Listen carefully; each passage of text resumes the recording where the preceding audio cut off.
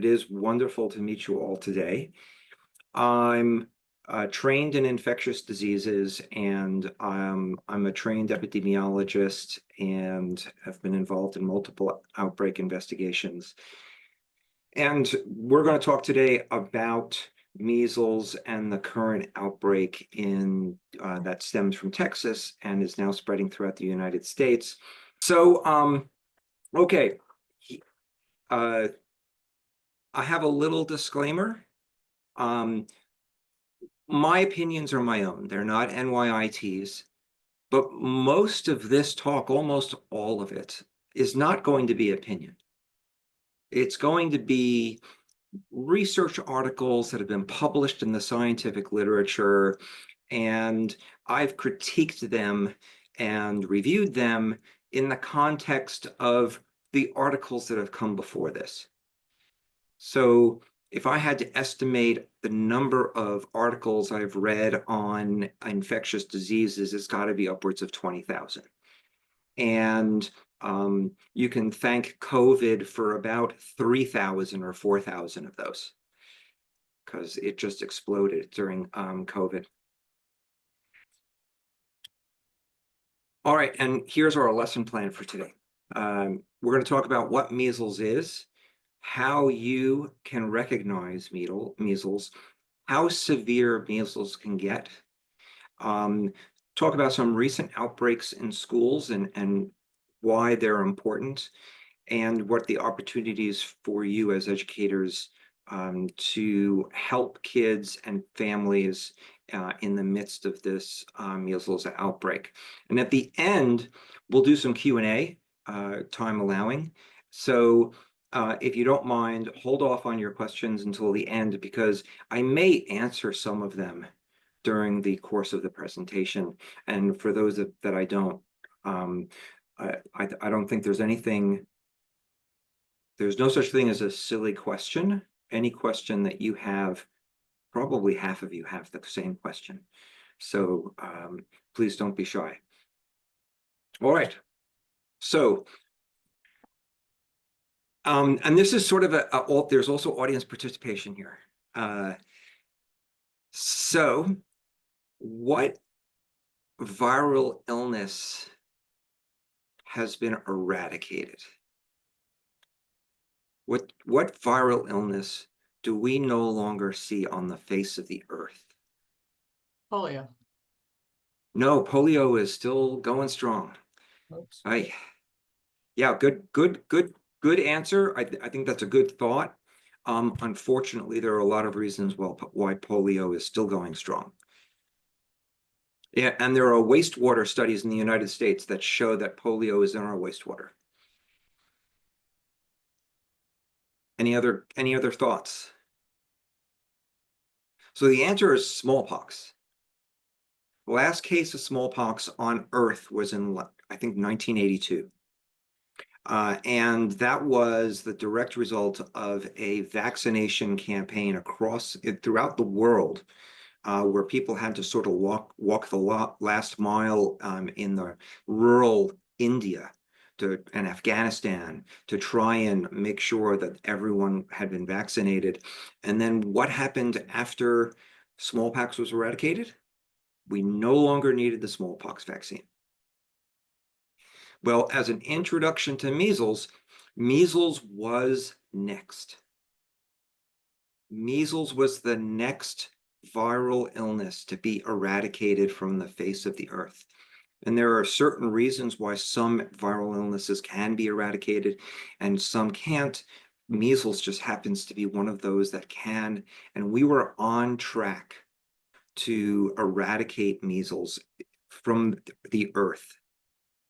So does anybody know, this graph here is one that shows the number of measles cases in the United States starting from 1938 and through to 2019. Does anybody know why this graph starts at 1938?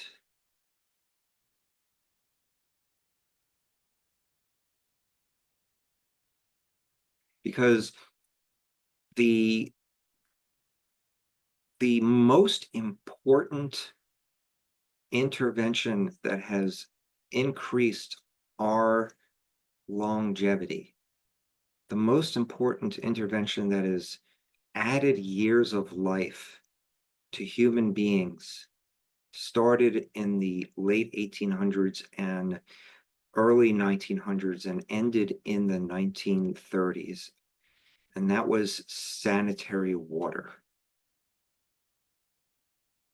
Sanitary water was the most important thing. We went from an average age of about 47 in 1900 to 70s and 80s in the 1940s and 50s. Vaccines are the other 25%. So we had hundreds of thousands of cases of measles in the United States in the 1930s and 40s. And when the vaccine was first introduced in 1963, you can see a precipitous drop in the number of cases of measles. And unfortunately, over the past several years, there's been a sort of a reverse of that trend, but we're talking, thousands of cases currently versus hundreds of thousands prior to the vaccine. So the word measles comes from the Dutch Measles, which means a spot or a blemish. It was first used to describe the illness in the 14th century. There's another illness that we also use the word Measles for, and that's rubella. So that's rubella is German measles. It's a different illness than measles, which is rubeola.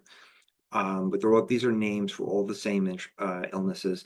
Sorry if this is a little bit confusing. But there's an interesting connection to this whole story with the rubella, which we may get to at the end. But that spot or blemish is the rash of measles. I'll show you a picture in a second.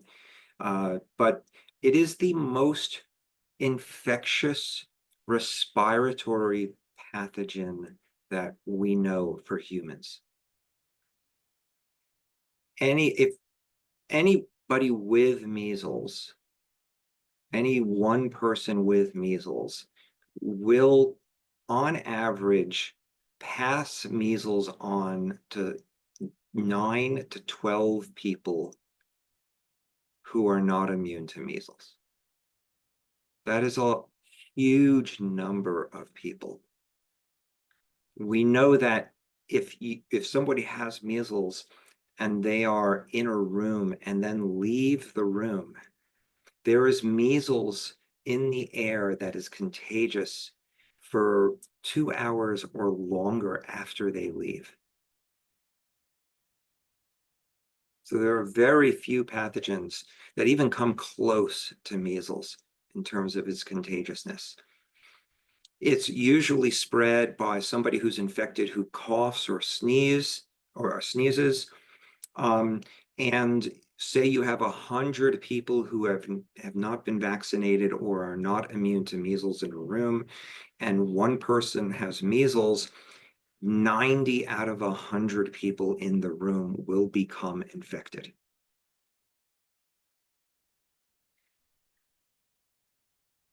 And this is the typical rash of measles.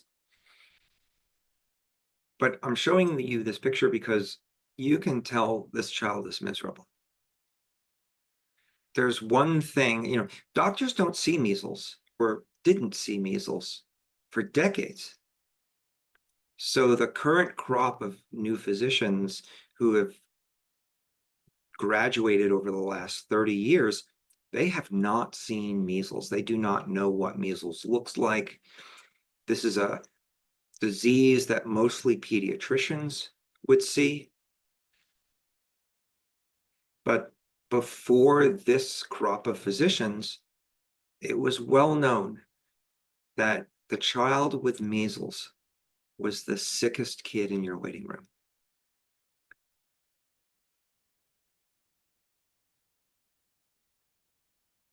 And I want to emphasize, this is a complicated slide, but what it shows is measles, we all know about the rash, but measles doesn't just infect the skin, or it just doesn't cause rash.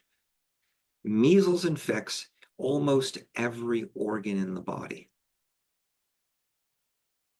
And that'll be really, really important when we talk about the complications of measles. But essentially, measles is not really a skin disease. Measles is a blood disease. The number of viral particles in the blood is extremely high, and that blood is a transport to every organ in the body, and almost every organ can become infected. On the right, you can see that some of the different tissues that are affected by the measles virus, and that includes the eyes, the gastrointestinal tract, the lungs, the liver, the spleen, and it doesn't stop there. Okay, so you're with kids and you're worried that one of them might have measles. How do you figure that out? The truth is, if you see a child with the typical measles rash, they may have been infectious and contagious for the last week. So children are infectious for many days before they get the rash. But the rash is the only thing that's typical about measles, because before that time, it looks like just any other upper respiratory tract infection. It looks like the cold. It looks like the flu. It looks like RSV. You can't tell the difference because it's just fever, chills, cough, runny nose, just like the flu. There are telltale signs called Koplik spots. I'll show you a picture in a minute, but you're not going to look for those before the rash comes up. But the rash comes up on about 3 or 4 or 5 days after the fever starts. So I would consider anyone who has a fever to possibly have measles. And we'll put that into context a little bit later. When the rash does show up, it's usually in the head, usually in the face, usually at the hairline. That's where it begins, or it may begin at the back of the head at the hairline, just at the top of the neck. And then the rash spreads down. The rash is red and can be a little bit itchy, but it's not painful. But if you run your finger over it, you can feel it. It's not a pustule like a cold sore. It's just a little raised bump. And then for most kids, they are going to get better by 2 weeks. Here's some examples of the Koplik spots on the left, and then the typical rash on the right. It's red. In persons with more melanin, that redness is not as apparent, but there is that rash is still raised, and if you put your finger over it, you can feel it. It's not flat. Now those Koplik spots are along the inside of the cheek, usually along like where your teeth meet. So around here. But you're not going to look for Koplik spots. Remember, they come up before the rash. They can come up on the same day as fever. But unless it's your own kid, you're not going to look in some other kid's mouth because that is a surefire way of getting a blast of measles in your face. So this is something the physician would usually look for. All right. So we said most kids with measles are going to do absolutely fine. And that's the truth.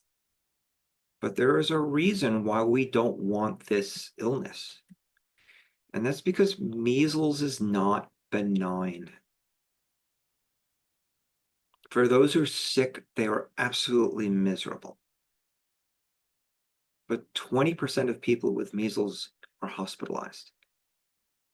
This is not a benign illness for a large number of kids.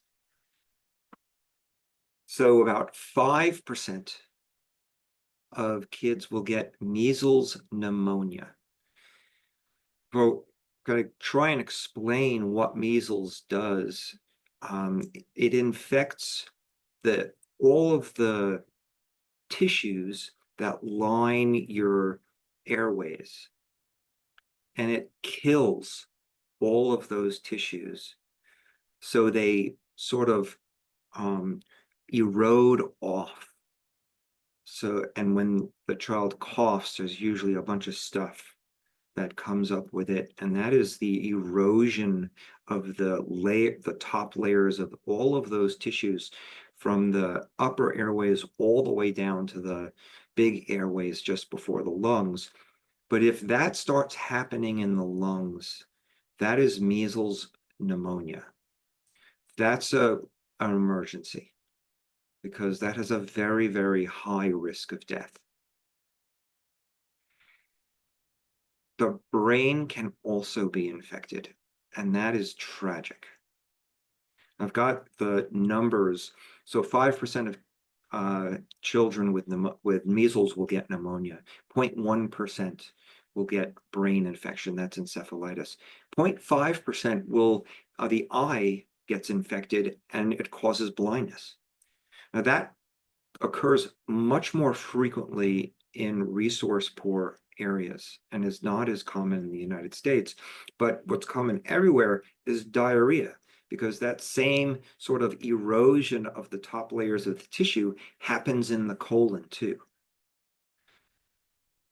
And then there is a really horrible complication called subsclerosing panencephalitis, where if a child had measles at, say, 3 years old, about 10 years later, there is a poorly understood reaction to the infection. There's no measles virus that's been identified as the cause, but it's a fairly rapid disintegration of the brain and is fatal. Somewhere around 0.1% of measles cases result in death. This is usually in children less than 5. And measles is also, in areas where vaccination is not common, a very common cause of miscarriage. It was in Namibia, they did a study, very resource poor region, and it was about 17% of pregnant women in the first trimester miscarried due to measles. And then there's a phenomenon that is really being studied a lot right now. When a child gets measles, and this is pretty specific to measles. There isn't another infection that we know does this. It wipes out the child's immunity. And any vaccine that the kid has gotten, any infection that the kid has gotten in the past, say it's a strep or a staph infection, that immunity is lost. And the children become susceptible to those infections again for approximately 2 years after having measles. Now, what I've done on the two right columns is it's hard to sort of figure out what's the real cost of 5%? What's the real cost of 0.1%? So in 2023, measles killed globally about 10.3 million kids. And I'm forgetting the actual number of infections, but it was hundreds of millions. And you can see in the middle column the number of children who had these complications globally. So 5 million kids with pneumonia, 8 million kids with diarrhea. And if you're a child with diarrhea in a resource poor region, you're in trouble. And if there were no vaccine globally today, and these are calculated estimates, instead of 5 million children with pneumonia, there'd be 623 million. Instead of 100,000 deaths, there'd be 12.5 million deaths. So this is not a benign illness. All right. How do you stop measles spread?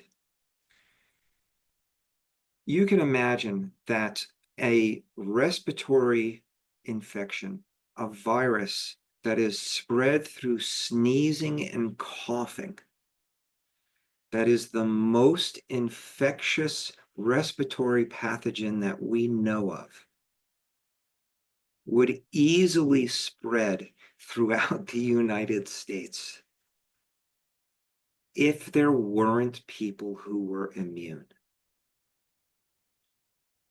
And what this diagram shows is how rings of immune persons stop the spread of infectious illnesses. So in the middle, there's a person who's infected, and they may infect around them some people who are not immune. But if all of those people meet people who are immune, the infection stops. It does not spread. And we call that sort of ring vaccination, and it's used a lot in outbreaks, but it's the same concept when we talk about something called herd immunity. And herd immunity is a very well studied and mathematically modeled concept of, listen, if I'm in a room with 15 people who are immune to whatever I've got, I'm not giving it to them. Simple as that. So the more people who are immune, the less likely it is that we will have spread of the infection, and the less likely it is that we will have those horrible complications that usually happen in kids. All right. Now, I think many of you may have heard that for measles, because it is so contagious, because it can hang out in the air for hours after somebody leaves a room, in order to stop the spread, we actually need to have 95% of those people around that infected person to be immune to prevent an outbreak. Well, that is true in general, but it is not true in a crowded room. And there have been several outbreaks that have been well studied. I've just listed a few here where tens or even hundreds of kids have been infected despite and staff despite the fact that 95% of those who were around the infected people were immune. And that has a lot to do with how long are you in a crowded room with somebody who's spewing, say, measles virus into the air? How crowded is it? And it does a 95% herd ring vaccination or herd immunity does not protect everybody.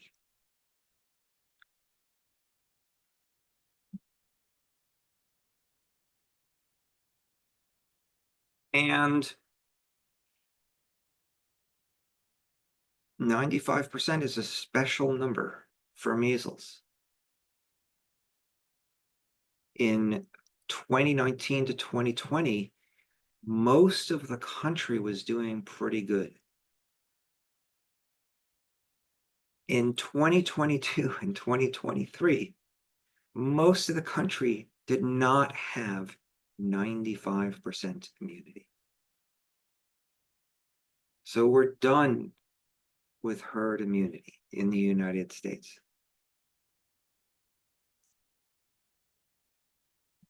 Specifically in Arkansas, our numbers are pretty low for those illnesses which resulted in the majority of respiratory tract illnesses and death prior to the era of vaccines. And that's like diphtheria, tetanus, measles, mumps, rubella, Haemophilus influenza type B, and chickenpox and Streptococcus pneumoniae. Those are the big players, or those were the big players prior to the era of vaccines that resulted in childhood deaths. By the way, I mentioned early on that the average age or the average life expectancy in 1900 was 47. That wasn't due to 47-year-olds being involved in bizarre horse accidents. That 47 number, that average life expectancy, was due to the fact that 30% of all children under 5 died. That's the driver for low life expectancy. So you can see that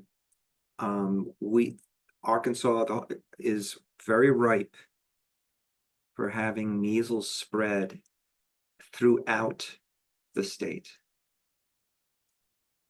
And those physicians who have never seen measles before are going to see measles.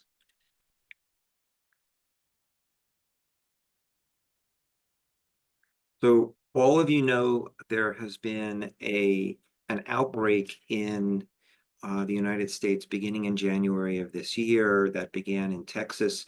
It actually started from 2 international travelers who came into Houston. The first kids who were reported were in Gaines County, Texas.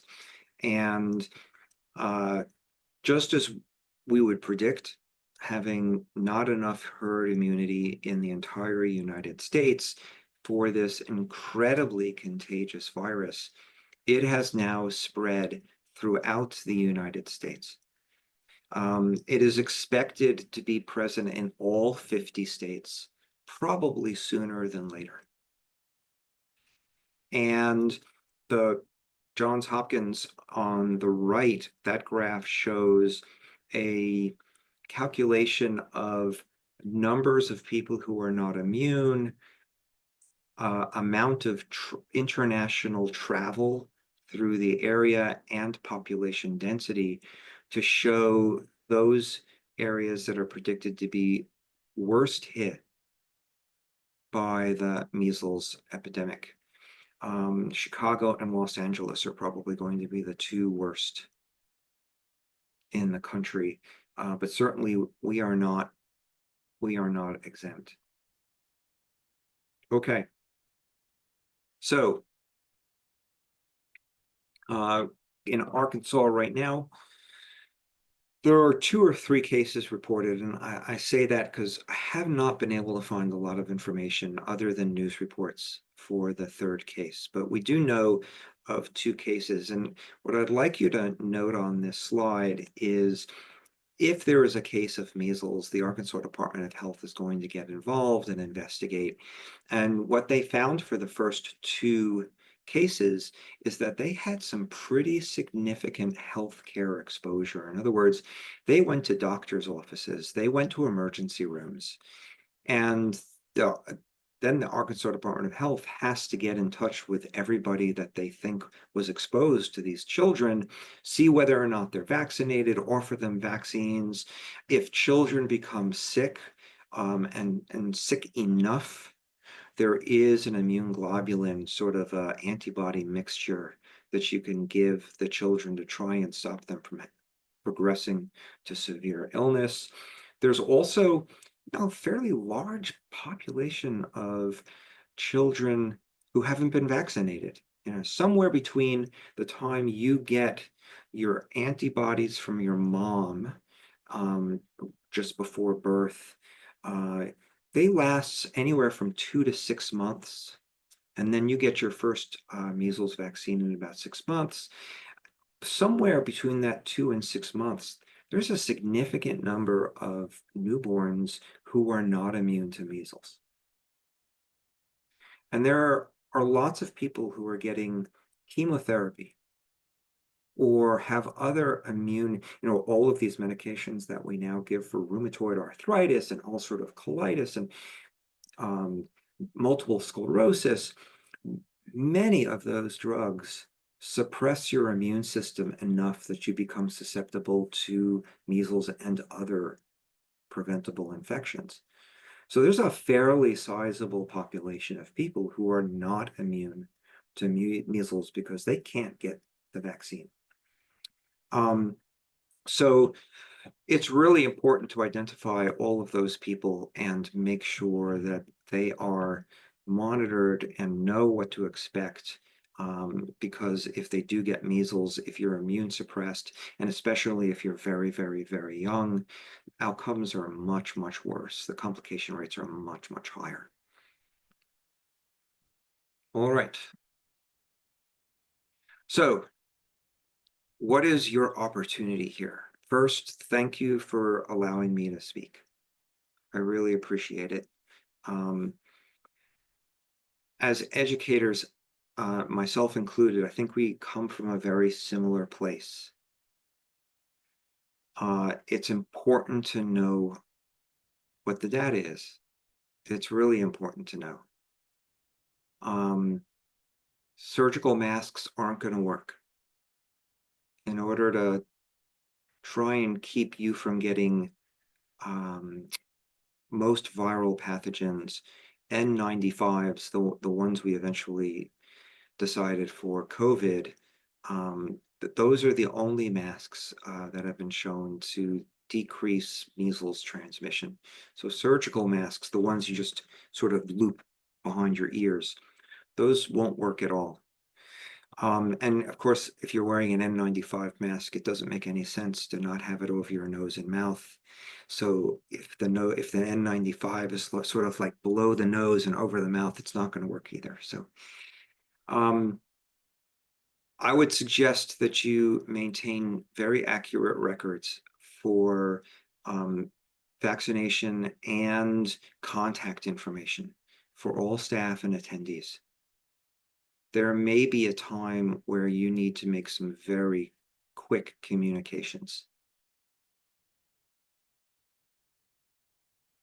And just like I showed you for the two patients that were described in Arkansas, keep an eye on the list of exposed sites and make sure that all of you know that, if you happen to be in an emergency room at the same time as a case of measles and you start to have fever, that can very well be measles. And then become as educated on the topics that you're interested as possible. And I put in parentheses, versus being an armchair quarterback. There is a really good reason that I do not coach football, because my team would lose every game. So there are places to look for information, and many of you probably know this scheme that I'm showing on the right of sort of the level of evidence. And randomized controlled trials, if you don't know what those are, that's fine, but really those are the best trials to look at. And it's just important for you to know that there are other sources of information that aren't as good. And when we review the scientific literature, the lowest quality of evidence is expert opinion. So that is the lowest quality of evidence. So and there's a lot of information coming at all of us from a lot of places, news reports, articles, social media. None of that sort of falls into this scheme. So, and there is a lot of stuff that is just wrong. And I know everybody's doing their best. There goes our oldest, doing their best to report responsibly, but there's just so much that is incorrect. All right. Classroom opportunities. There's the EPA has a C list of disinfectants that are the best to use for respiratory pathogens, especially viruses. This is the same list of disinfectants that you can use for HIV and hepatitis C and things like that. Please be aware that many of the disinfectants on this list require you to use gloves.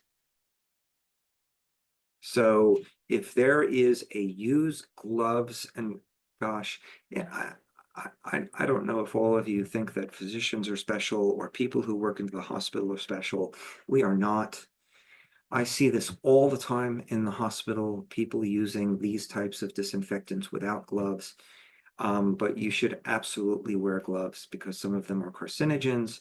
So absolutely.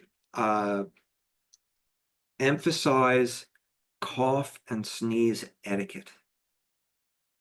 It's the best, absolutely, is something that's disposable. If not, your sleeve, not your hands.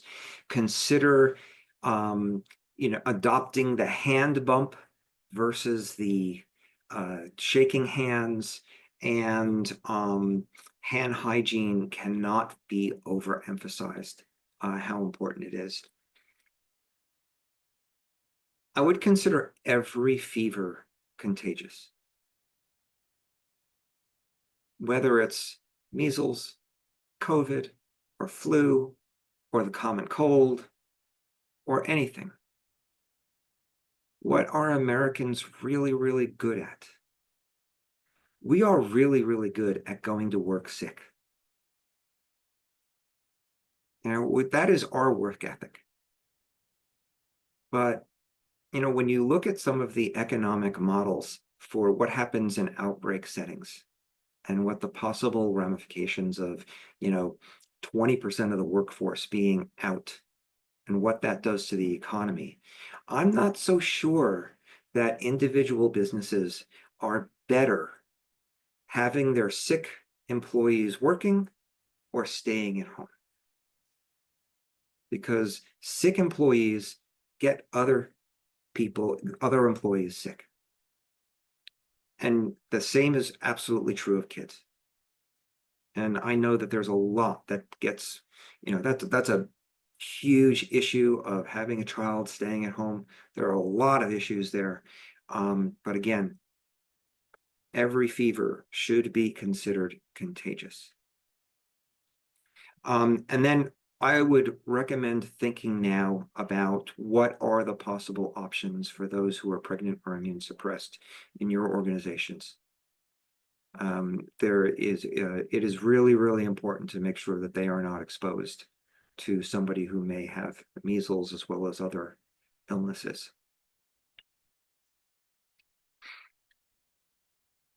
All right. Infected kids, remember, if you see the rash and the kid's been in your class, the kid has been infected and contagious for possibly the entire last week. So you will have the possibility for transmission prior to finding the rash.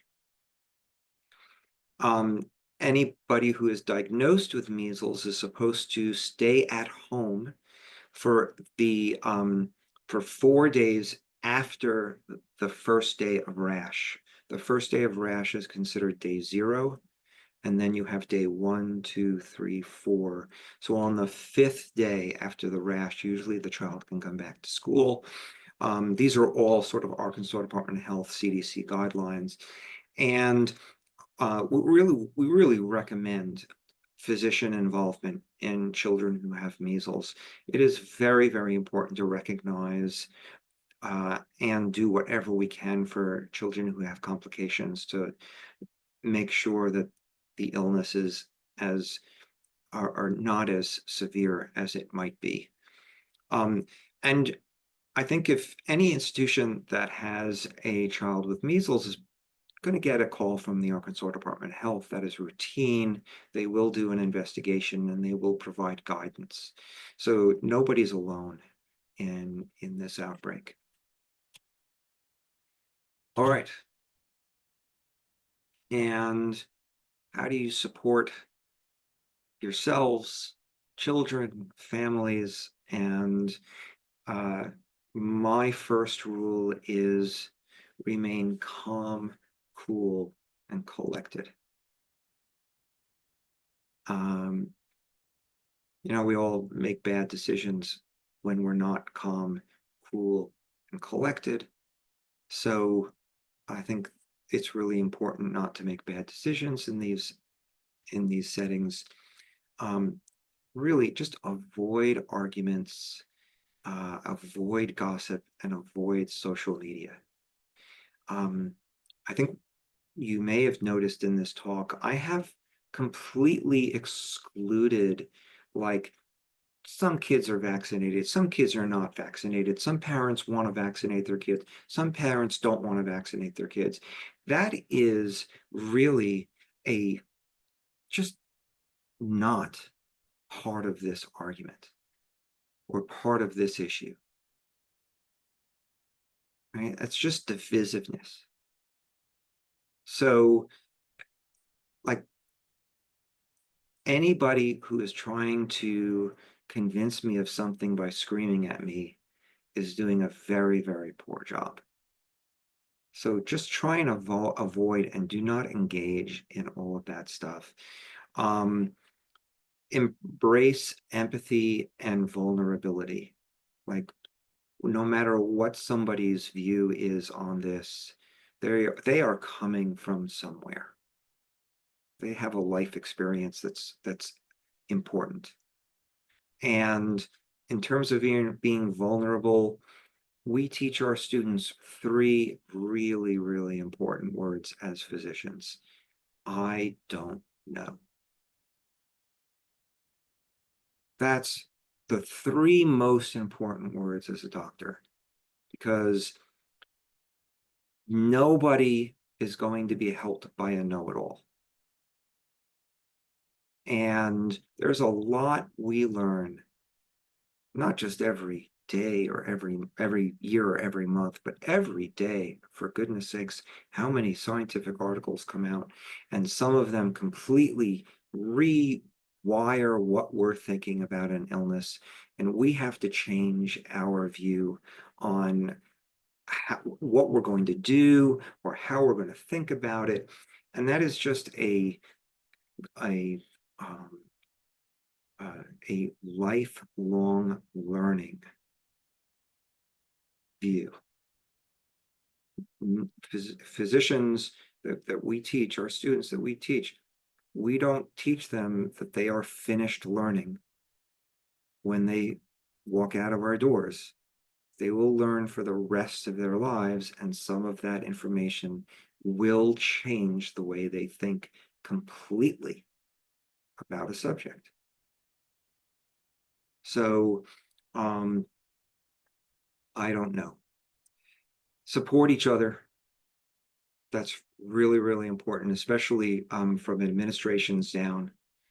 And be open to views that do not come from your immediate circle.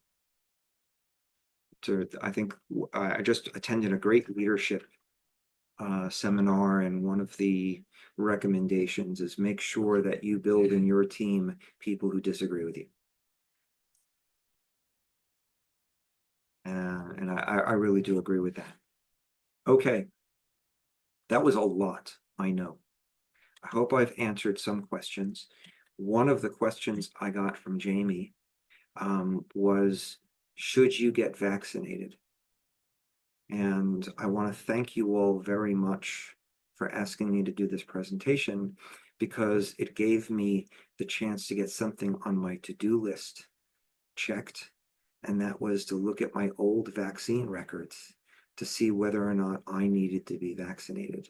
So I don't think there's anyone on this call who is as old as I am, but those of us who were vaccinated somewhere between 1957 and 1963, it is recommended that we get another vaccine if we haven't already. So I am scheduled to get my second MMR, and that's because the vaccine we used during those years was not as effective as the vaccine that came out in 1968. We have been essentially using the same exact vaccine that was validated in randomized placebo-controlled trials since 1968. So that is on my to-do list, and I thank you all very much. That's the end of my presentation. Does anyone have any questions?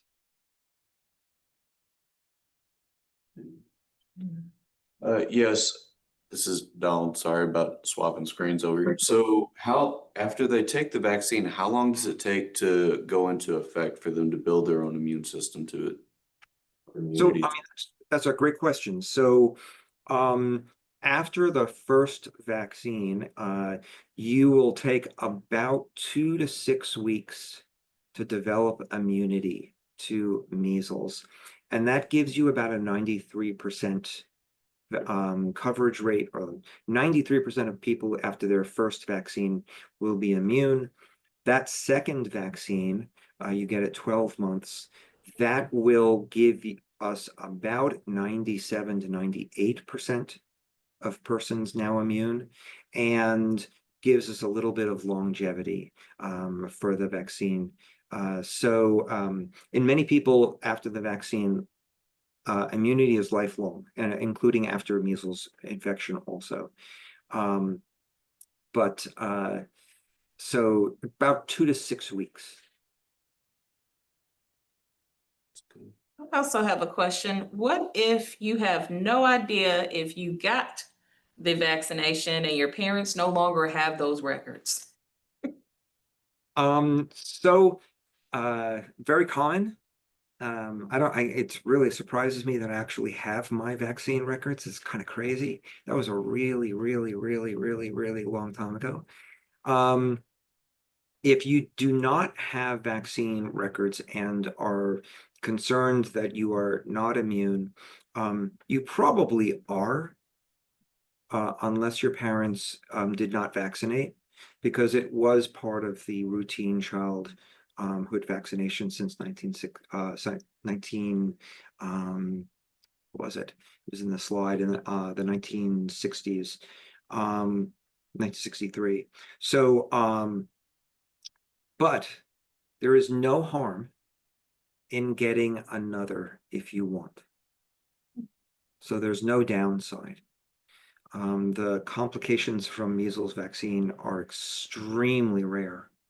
It's an incredibly safe vaccine. The only caveat being it cannot be given to people who are immune suppressed. So if you've got a question about whether or not the MMR vaccine is safe for you, talk to your doctor about it. There are certain medications and certain conditions that make it impossible for you to get the MMR vaccine. Thank you. Yeah, you can do blood tests to figure out if you are immune. And but from where I'm standing, you're just trading one needle stick for another. So I think we had a question in regards to like if we have a case at one of our sites and the children that are too young or exempt from getting immunizations from the state, what would you recommend for that? Or we just follow the health department once we report this, or? yeah, so measles is a reportable disease. The people who report are actually a physician's office who does the test, the emergency room, and the lab. So for most of us, measles is going to be sent off to a reference lab, and that lab also has the responsibility to report to the health department.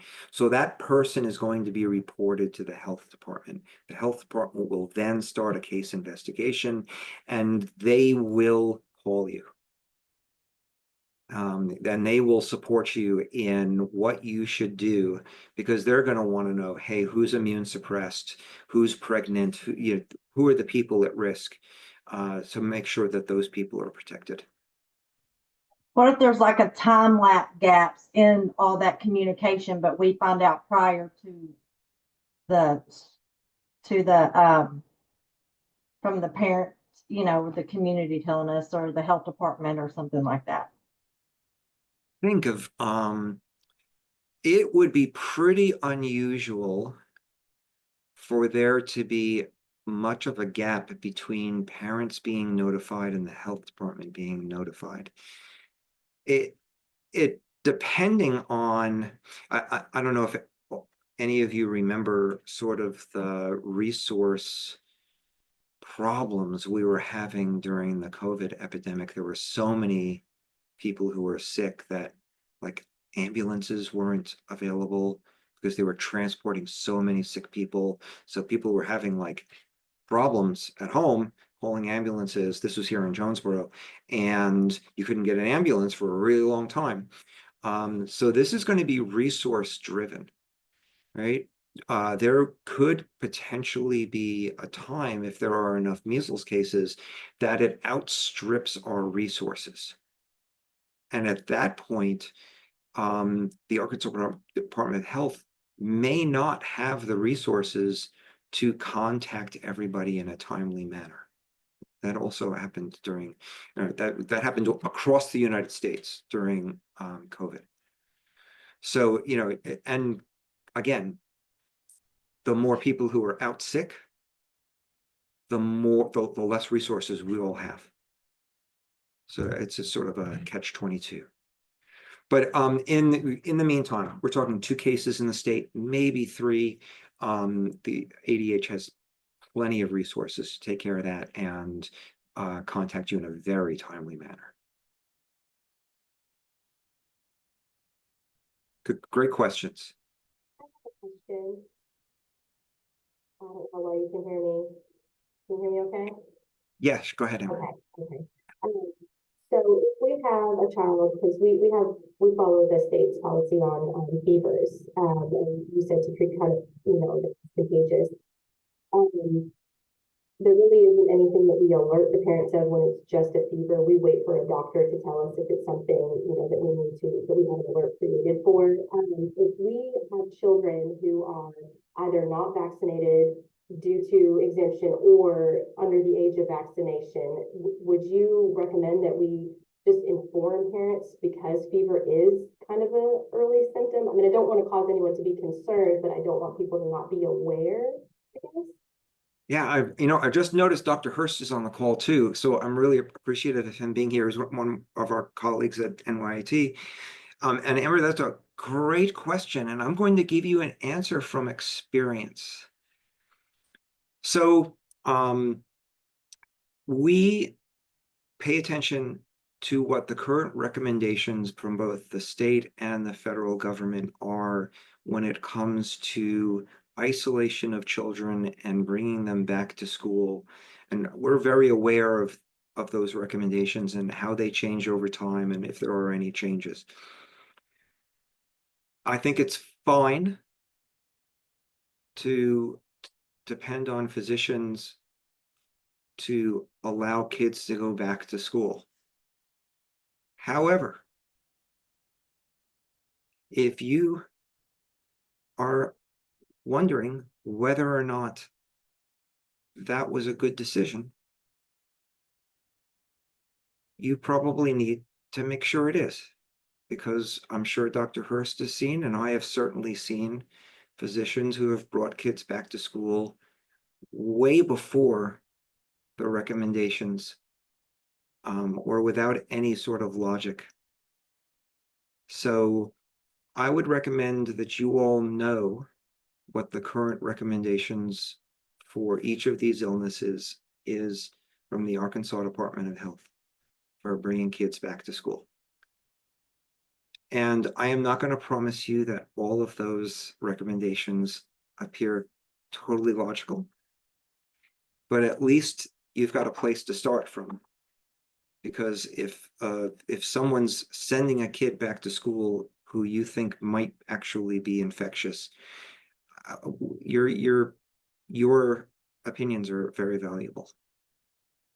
So know what the recommendations are from the Arkansas Department of Health, and if you think that a physician is like possibly not correct, you may be correct.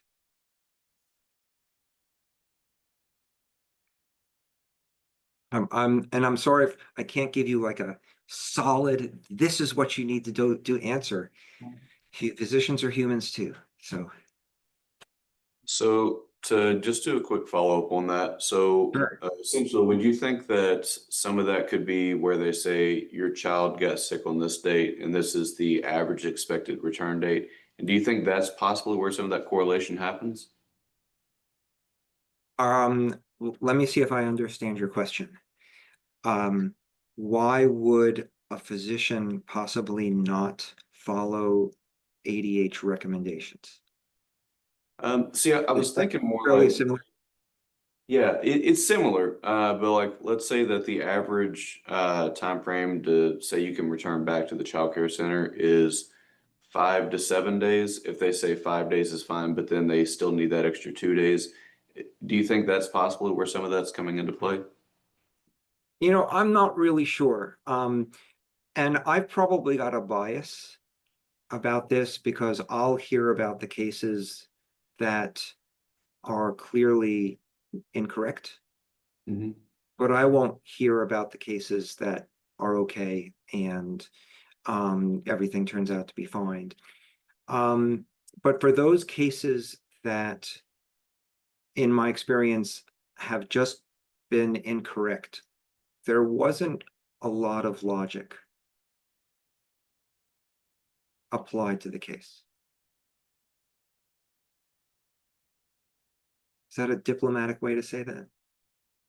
Yes, doctor, I appreciate that. I was just trying to shoot in their corner, but that makes a lot of sense. Goal.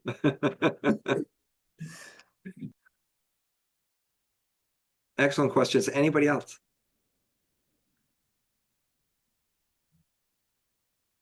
Melissa, did you have a question? No, I was just gonna see if Dr. Hurst had anything to add to it, or if anybody had any questions, and tell you thank you for your time. So I know time's sensitive for everybody, and we appreciate you being here.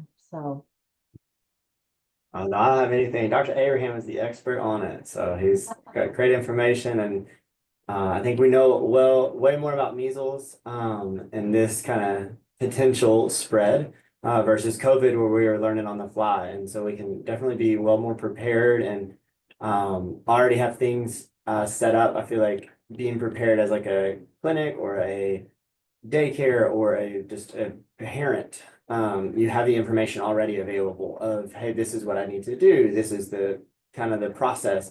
Having that so you can go kind of already have your parents involved, and so that way they don't give pushback immediately. We know these things already. We're not learning on the fly. So Dr. Abraham helped us out a whole bunch today. Yeah, I'm really glad Dr. Hurst mentioned that, because, you know, as opposed to COVID, where we really were trying to fix the airplane while it was in the air, like measles is not doing anything that people haven't predicted it was going to do for decades. You know, it's just doing exactly what we thought it would.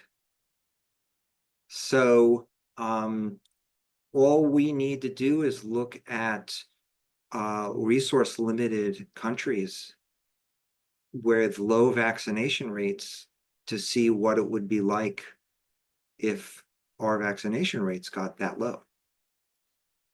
And those countries exist now: Haiti, Angola, trying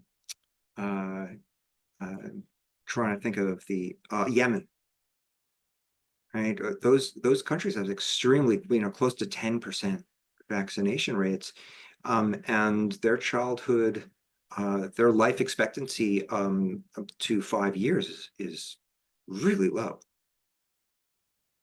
So this isn't a surprise. All right, thank you all so much for the privilege of talking to you. I really am very thankful.